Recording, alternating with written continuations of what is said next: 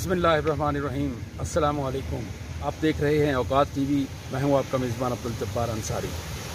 मैं इस वक्त नेशनल प्रेस क्लब इस्लामाबाद के सामने जो सड़क गुजरती है 38 नंबर गली F61 में ये प्रेस क्लब है।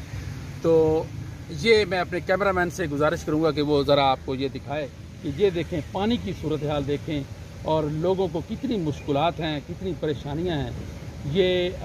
ये देखें अब गाड़ी जो पानी में आ रही है, ये आप देखें, ये देखें ये गाड़ी अब पानी में दाखिल हो चुकी है। ये प्रेस क्लब है, ये पोश एरिया है, CDA की नाअहली।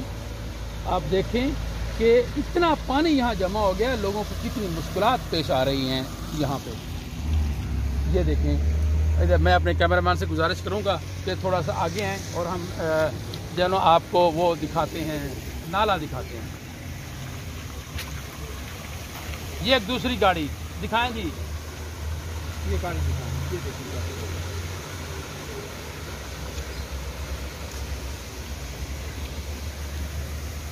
ये आप देख रहे हैं, ये नाला बनाया गया है और ये पाइप छोटा सा जो है वहाँ से ये पानी आ रहा है सड़क का। तो